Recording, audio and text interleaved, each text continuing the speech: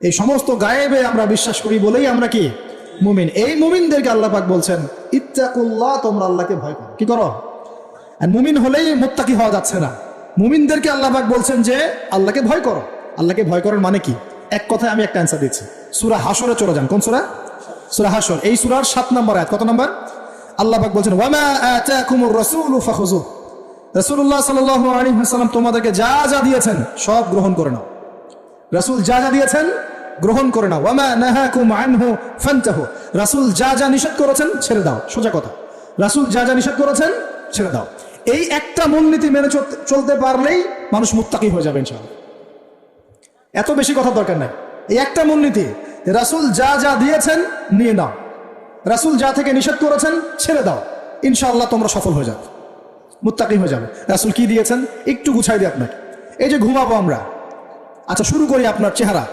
রাসূল কি আমাদেরকে ক্লিন শেভ চেহারা দিয়েছে? হ্যাঁ, আজকে এক ভাই আমাকে টেক্সট করলো, কোথায় জানি বাংলাদেশের বাধ্যতামূলক করা হয়েছে একটা প্রতিষ্ঠানে ভর্তি হতে হলে ক্লিন শেভ করতে হবে। তো চিন্তা করেন কিভাবে ফোর্স করা হচ্ছে।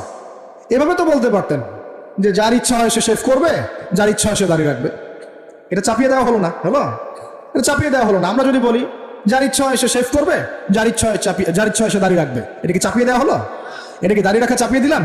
কিন্তু তারা বলছে দাড়ি শেভ না করলে ভর্তি হওয়া যাবে না। চাপিয়ে দিল না? ধ্বংস হোক এদের। কি হোক এদের? ধ্বংস হোক। আল্লাহ পাক ধ্বংস করুক এদেরকে। যারা নবীর সুন্নতকে এভাবে জবাই করে এদেরকে ধ্বংস করুক আল্লাহ। একটা মানুষ একা একা করে একটা জিনিস, একা একা সে করে, একা একা সে নিজের আমল মনে করে, তার কাছে মনে হয়, সে মনে করে হ্যাঁ এটা একটা গুনার কাজ করছি, একসময় ছেড়ে দেবো ইনশাআল্লাহ, মনে করেন এমন মানুষ। এদেরকে আল্লাহ পাক মাফ করে দিবেন ইনশাআল্লাহ। এই মানুষগুলোকে আল্লাহ মাফ করে দিবেন ইনশাআল্লাহ।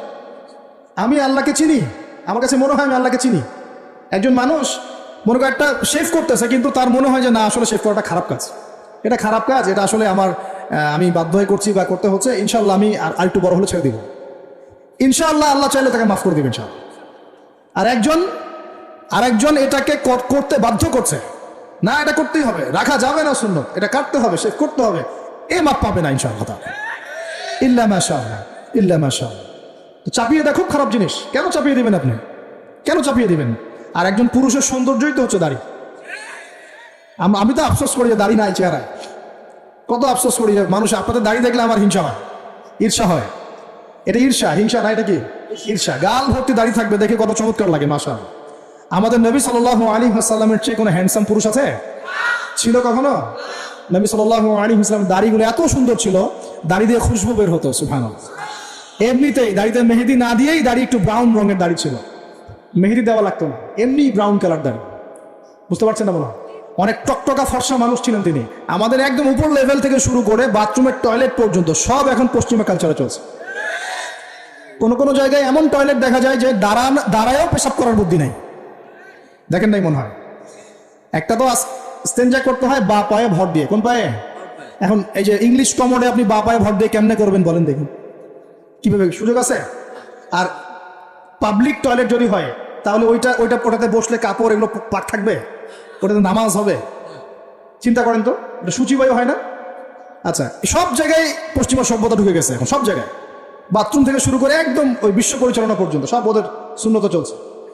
আর কিছু দেখলাম যে এরকম কিছু বোল বা বাটির মতো রেখে দিয়েছে, ওখানে দাঁড়ায় ধরে করতে হবে। হ্যাঁ, এখন দেখা যায় কোনো মানুষের হাইট 6 ফুট, কোনো মানুষের 5 ফুট, কোনো মানুষের 4 ফুট। এখন যদি ম্যাচ না করেন কি করবে? পাপ যদি ঠিক না হয় কি করবে? চিন্তা, এগুলো দেখেন নাই মনে হয়? দেখবেন, ঘুরতে থাকেন। আল্লাহ পাক কি বলেছেন? সিরু ফিল আরদ, জমিনে বিচরণ করো, ঘোরো, জমিন ঘুরে দেখো, ফানজুর, দেখো কাইফা কানা আকিবাতুল মুকাদ্দিবিন, আল্লাহর বিধান যারা অস্বীকার করেছে ওদের কি পরিণত হয়েছে দেখো। ঘুরতে বলেছেন আল্লাহ পাক। তো দেখেন আমাদের সব সুন্নত গুলো কেন জানি আস্তে আস্তে ওইদিকে চলে যাচ্ছে। আল্লাহ পাক বাঁচাক আমাদেরকে। চেহারা থেকে শুরু হবে, আপনার কথাবার্তা, আপনার চাল চলন, আপনার আকীদা, পোশাক পরিচ্ছদ, বাথরুম, পরিবার, আপনার ব্যবসা, আপনার ইবাদত, জিকির আজগার, তাসবিহ তালিম, সমাজ পরিচালনা এবং রাষ্ট্র পরিচালনা পর্যন্ত প্রত্যেকটা কাজ নবী সাল্লাল্লাহু আলাইহি ওয়াসাল্লামের সুন্নত মতো করার পাক্কা নিয়াত করতে হবে। কতটুকু পারি না পারি আল্লাহ দেখবেন, কিন্তু চেষ্টা করতে হবে ইনশাআল্লাহ। ব্যক্তি পর্যায়ে তো পারবো নাকি? এখানে তো আমাকে কেউ ফোর্স করবে না, করবে? আমি যদি দাড়ি ছেড়ে দেই কারো কিছু বলার আছে? আপনি যদি হালাল খান কেউ কিছু ফোর্স করবে আপনাকে? আপনি নামাজ ঠিক মতো পড়েন, রোজা রাখেন, তাসবিহ তাহলিল করেন, জিকির আজগার করেন, আপনার পরিবারে পর্দা কায়েম করেন, কেউ কি ফোর্স করবে আপনাকে? উপরের লেভেলে হয়তো আমরা ইম্পোজ করার ক্ষমতা আমাদের নাই, ওটা পরে। আগে ব্যক্তি জীবন ঠিক করেন, আগে ব্যক্তি জীবন ঠিক করেন, পরিবার ঠিক করেন, আপনার অর্থনীতি ঠিক করেন।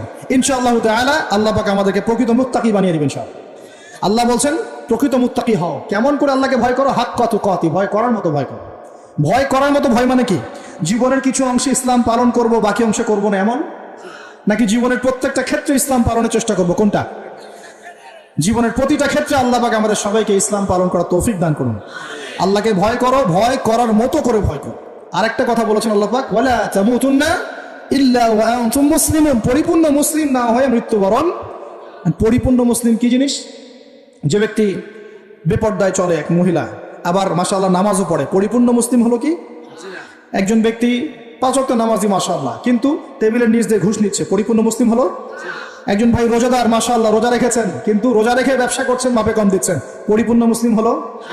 একজন যুবক আল্লাহর জন্য কাজ করছে মাশাআল্লাহ, আবার এদিকে হারাম সম্পর্কে লিপ্ত, পরিপূর্ণ মুসলিম হলো কি?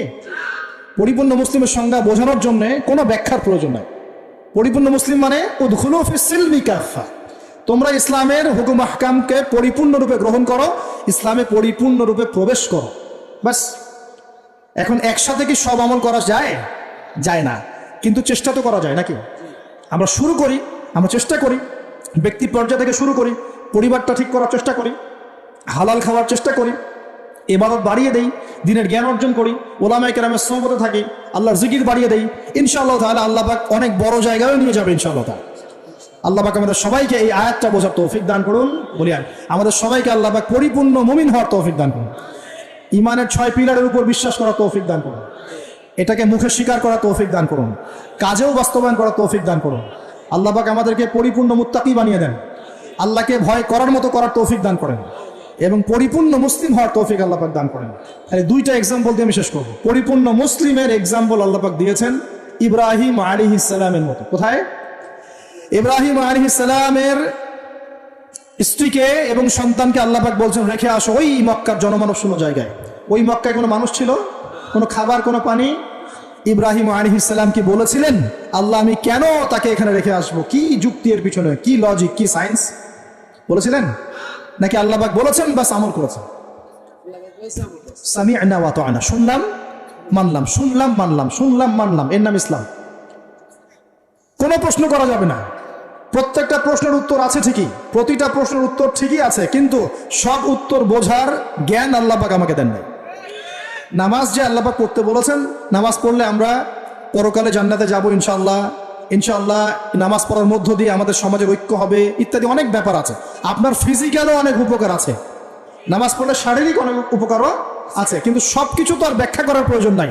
আল্লাহ বলেছেন করো, নিশ্চয়ই এর মধ্যে কল্যাণ আছে, ব্যাস। আল্লাহ বলেছেন জাকাত দাও, জাকাত দিতে আল্লাহ বলেছেন দিতে হবে।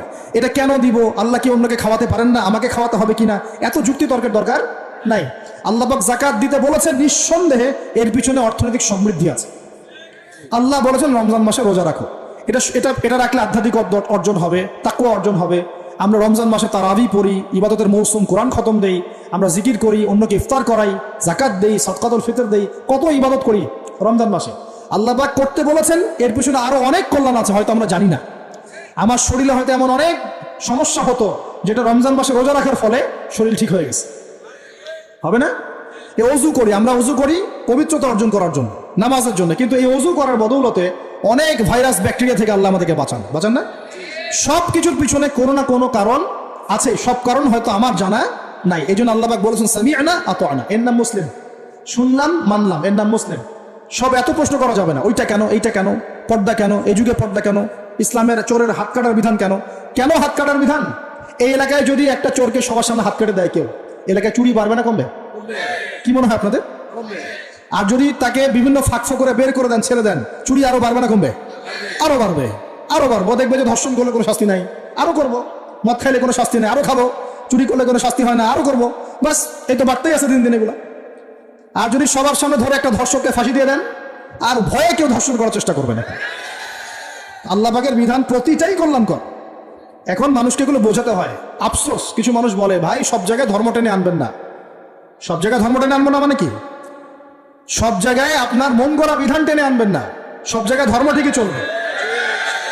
আমাদের এটা কি শুধু ধর্ম না জীবন ব্যবস্থা? জীবন ব্যবস্থা কি পুরো জীবন কেন্দ্রিক হয় না? এখানে ব্যক্তি জীবনের হেদায়েত নাই, এখানে পারিবারিক হেদায়েত নাই, অর্থনৈতিক হেদায়েত নাই, সামাজিক হেদায়েত নাই। তাহলে সব জায়গায় ইসলাম চলবে না কেন? কেন চলবে না? এটাই হলো আমাদের এখনকার বিশ্বের চ্যালেঞ্জ। এই জায়গায় সবাইকে আবার পরিপূর্ণ মুসলিম হওয়ার তৌফিক আল্লাহ পাক দান করুন বলি আমি। আরেকটা এক্সাম্পল দিব। হ্যাঁ, সন্তানকে কুরবানি করতে বলেছেন আল্লাহ পাক, মনে আছে? ইব্রাহিম আলাইহিস সালামকে বলেছিলেন কেন এই ছোট্ট বাচ্চাটাকে হত্যা করব, জবাই করব? আল্লাহ পাকের হুকুম এসেছে, চোখ বন্ধ করে পালন করতে গিয়েছে। আল্লাহ পাক তো চান নাই যে সন্তানকে হত্যা করা হোক। আল্লাহ পাক পরীক্ষা নিয়েছে, আল্লাহ পরীক্ষা নিয়েছে।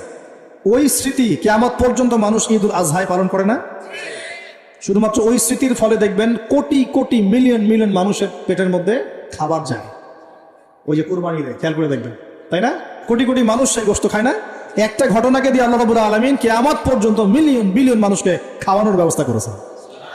এটাই একমাত্র ব্যাখ্যা নয়, আমি জাস্ট একটা ব্যাখ্যা করলাম, আরো অনেক ব্যাখ্যা আছে। এটা একটা পরীক্ষা। আল্লাহ রাব্বুল আলামিনের প্রতিটা বিধানই মানবতার কল্যাণে। চোখ বন্ধ করে বিশ্বাস করলে সে মুসলিম। আল্লাহ পাক এটাই বলছেন, ওয়ালা তামুতুন্না, ভুলেও মৃত্যুবরণ করো না। ওয়ালা তামুতুন্না, ভুলেও মৃত্যুবরণ করো না, ইল্লা ওয়া আনতুম মুসলিমুন, পরিপূর্ণরূপে ইসলাম কবুল না করে, আত্মসমর্পণ না করে ভুলেও মৃত্যুবরণ করো না। মৃত্যু কবে আসবে জানি? তাহলে কি অপেক্ষায় বসে থাকবো?